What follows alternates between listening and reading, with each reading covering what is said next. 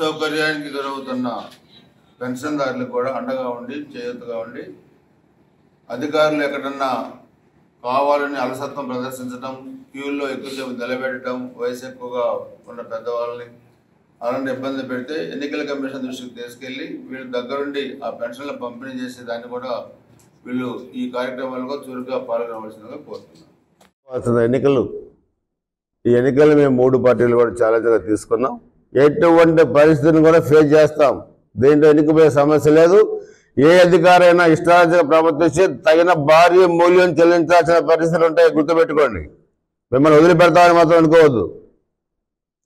మేము మొత్తం తెస్తాం బయటికి, మీ కథ అంతా తేలుస్తాం. ఇష్టారాజ్యం కనుక చేస్తే మీరు అతిథులుగా చట్టానికి, మీరు కూడా చట్టానికి లోబడే పనిచేయాలి. చేయకపోతే ఏమైందో చూశారు, ఇంకా చూస్తారు మీరు. అందుకే మీరు ఎన్ని ఇబ్బందులు పెట్టినా, మీ ఇష్టారాజ్యం ప్రవర్తించినా దానికి మేము సరైన రీతిలో సమాధానం చెప్తాం. అసలు వైసీపీ వాళ్ళుగా చెప్పాల్సింది మేము చెప్పాలి ముందు, ఇంకా మారకపోతే. స్టేషన్ పిలిపించి కొట్టారు నిన్నమన్నా. ఎవరిచ్చారు మీకు అధికారం? కొట్టే అధికారం. కొట్టిన వాళ్ళని వదిలిపెట్టే సమస్య లేదు, గుర్తుపెట్టుకోండి.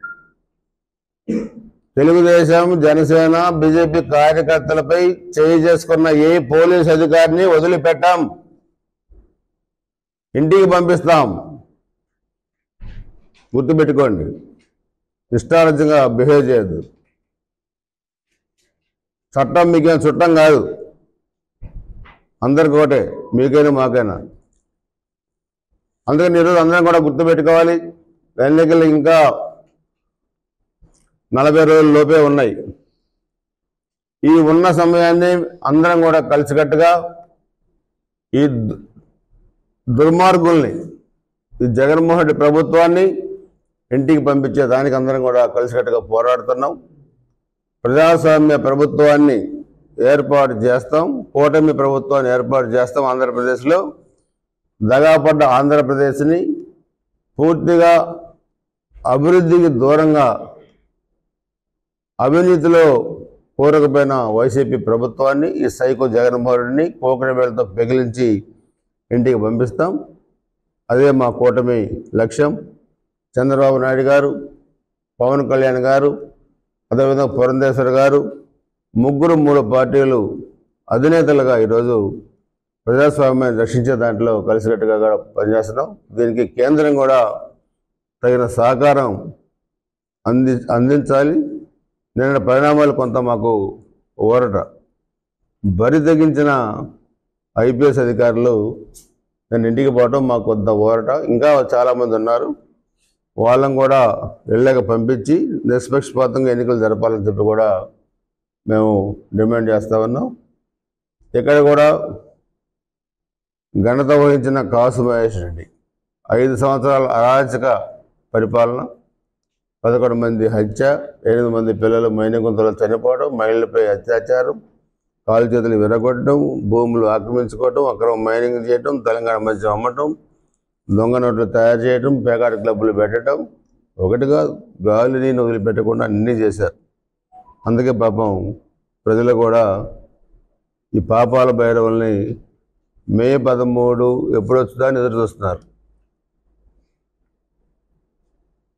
ఎండలు వేడెక్కుతున్నాయి, శరీరం వేడెక్కుతుంది, గుండెలు మండుతూ ఉన్నాయి, కార్యకర్తలలో కసి పెరుగుతూ ఉంది. మే 13 కోసం వెయిట్ చేస్తూ ఉన్నారు. ఎప్పుడు వైసీపీ ప్రభుత్వాన్ని బంగాళాఖాతంలో వేయాలని చెప్పి రెడీగా ఉన్నారు. ఆంధ్రప్రదేశ్ ప్రజానీకం వేయబోతున్నారు. ఇక మరలా లేవకుండా 53 గ్రేడ్ సిమెంట్తోని శాశ్వత సమాధి కట్టబోతున్నారు వైసీపీ ప్రభుత్వానికి. ఇంకా లేచే సమస్య లేదు. మొదటి ఎన్నికలు ఇదే, చివరి ఎన్నికలు ఇదే. ఎన్నికల తర్వాత వైసీపీ ప్రభుత్వం, వైసీపీ పార్టీ ఉండదు. ఈ పార్టీ ఇంకో పార్టీలో మెర్జ్ అయిపోద్ది. ఈ జగన్ శాశ్వతంగా జైలుకి పోతాడు. అందుకనే వైసీపీ వాళ్ళు కూడా కొద్దిగా కొవ్వు పెరిగితే కొద్దిగా మార్నింగ్ లేసి వాకింగ్, జిమ్కి వెళ్ళి కొవ్వు తగ్గించుకోండి. ఒళ్ళు బలిస్తే, కళ్ళు నెత్తికెక్కితే అవి కూడా దించుకోండి. మీకు ఒత్తాస పలికే అధికారులు వాళ్ళ కళ్ళు కూడా దించుతాం, వాళ్ళని కూడా కంట్రోల్లో పెడతాం. అందుకని అన్నిటికీ ప్రజాస్వామ్యం ఉంది, డెమోక్రసీ. అంబేద్కర్ గారి రాజ్యాంగం పాల్పడతా ఉంది. ముఖ్యంగా ఎవరైతే ఈరోజు పెన్షన్దారులు ఉన్నారో రాష్ట్ర వ్యాప్తంగా వాళ్ళందరినీ కూడా కావాలని ఇబ్బంది పెట్టే ప్రక్రియకి ఈరోజు తరలిపారు. ఎన్నికల కమిషన్ ఇచ్చిన ఆదేశాలని వక్రీకరించి వాలంటీర్లతోని ఇవ్వకుండా చేశారని తెలుగుదేశం పార్టీ మీద నెట్టాలని చూస్తున్నారు.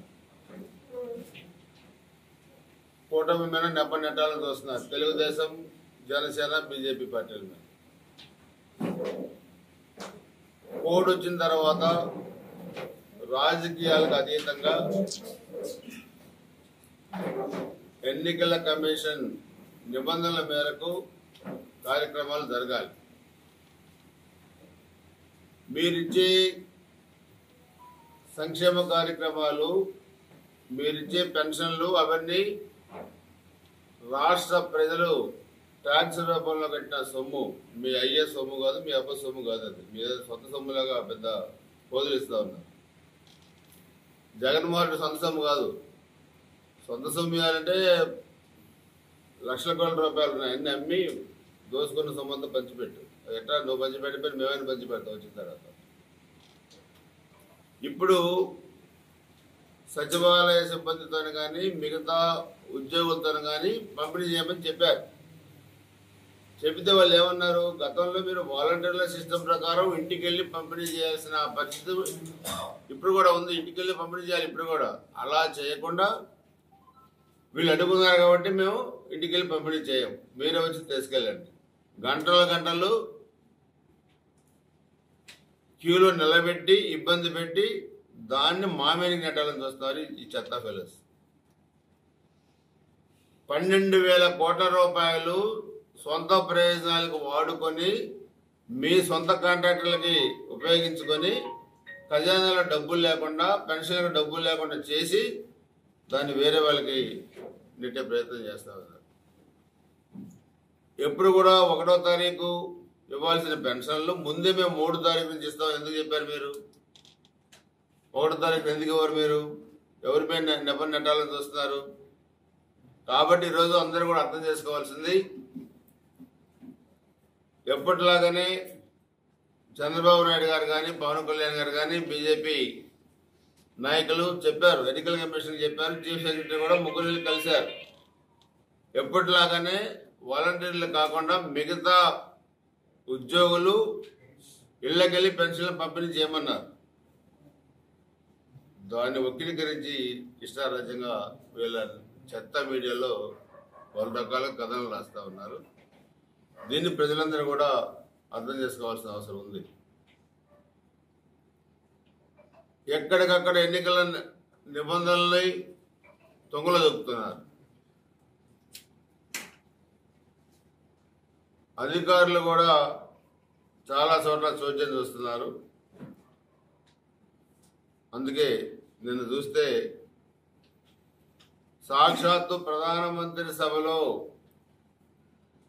భద్రత లేకుండా ఐపీఎస్ ఉన్నతాధికారులు ప్రేక్షక పాత్ర వహిస్తే జరిగే పరిణామాలు నిన్న చూశారు ఎన్నికల కమిషన్. వీళ్ళు ఐపీఎస్ ఆఫీసర్లా లేకపోతే వైసీపీ కార్యకర్తలా చెప్పాల. అందరూ ఒకటే,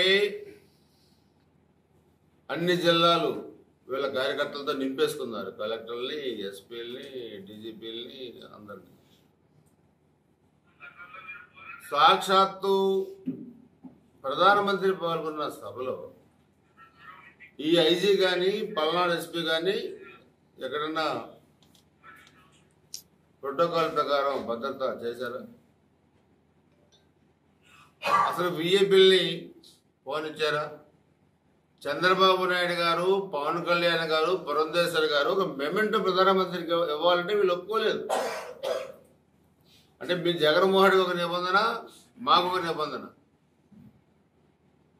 అందుకే బరి తెగించిన విధానంతో ఇష్టార్థంగా ప్రవర్తిస్తే ఇలాంటి పరిణామాలు జరుగుతాయి. ఇంకా చాలా మంది ఉన్నారు ఎన్నికల కమిషన్ చర్యలు తీసుకోవాల్సిన అధికారులు, అది కూడా మార్చాలి.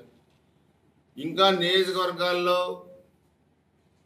ఇంకా మాకు ఒత్తిడి ఉంది, మేము ఇబ్బంది పెడతామని చెప్పి చెబుతున్నారు పోలీసు అధికారులు. నిన్న మన పిడివరాళ్ళు కూడా ఒడ్డెర సామాజిక వర్గానికి చెందిన మా పార్టీ కార్యకర్తల నాయకులు తీసుకెళ్లి కొట్టే అధికారం మీకు ఎవరిచ్చాడు? పోలీసులకి కేసులు, తప్పుడు కేసులు పెట్టి ఇంకా వైసీపీ కోడ్ వచ్చిన తర్వాత కూడా ఇంకా వైసీపీ వాళ్ళు చెప్పినట్టు మాకు ఒత్తిడి ఉంది, మేమేం తప్పుడు కేసులు పెడతాం, తీసుకొచ్చి కొడతాం, స్టేషన్లో రోజుల తరబడి ఉంచుతామంటే ఇది మీరు కూడా భారీ మూల్యం చెల్లించాల్సిన పరిస్థితులు ఉంటాయి. నియోజకవర్గంలో ఎవరైనా ఏ స్థాయి అధికారైనా మేమేం కూడా ప్రైవేట్ కేసులు వేస్తాం, మేమేం కూడా ఎలక్షన్ కమిషన్కి ఫిర్యాదు చేస్తాం. ఈ ఎస్పీలు ఐజీలు పోయినట్టు మీరు కూడా పోతారు, ఇళ్ళకి పోతారు. రేపు మా ప్రభుత్వం వచ్చిన తర్వాత మీరు చేసిన అవినీతి మీద, మీరు చేసిన అక్రమాల మీద ఏసీబీ దర్యాప్తు చేపిస్తాం, ఉద్యోగాలు ఓడతాయి, జైలుకి పోతారు. ఇంకా మీరు మారిన పక్షంలో ఇదే జరుగుతుంది మీకు భవిష్యత్తులో. ఇప్పటికైనా మారి బుద్ధి తెచ్చుకొని మీ నిబంధనల ప్రకారం మీ డ్యూటీ మీరు చేయండి. కానప్పుడు మేము కూడా ఏం చేయాలో మేము కూడా ఆలోచిస్తాం. చాలామందిని మేము కూడా చూసాం. ఈ ఎన్నికలు మేము 3 పార్టీలు కూడా ఛాలెంజ్గా తీసుకున్నాం. ఎటువంటి పరిస్థితిని కూడా ఫేస్ చేస్తాం. దీంట్లో ఎన్నికపోయే సమస్య లేదు. ఏ అధికారైనా ఇష్టారాజ్యంగా ప్రవర్తించి తగిన భారీ మూల్యం చెల్లించాల్సిన పరిస్థితులు ఉంటాయి, గుర్తుపెట్టుకోండి. మిమ్మల్ని వదిలిపెడతామని మాత్రం ఆంధ్రప్రదేశ్లో కానీ భారతదేశం మొత్తం వీళ్ళ తాత రాజారెడ్డి రాజ్యాంగం కాదు, అమలు చేయనీయం రాజారెడ్డి రాజ్యాంగాన్ని, అంబేద్కర్ గారి రాజ్యాంగమే అమలైంది. ప్రజాస్వామ్యం బతుకుద్ది, కూటమి గెలుస్తుంది, అభివృద్ధి చెందుతుంది, ఆంధ్రప్రదేశ్ అభివృద్ధి చెందుతుంది. గురజాల.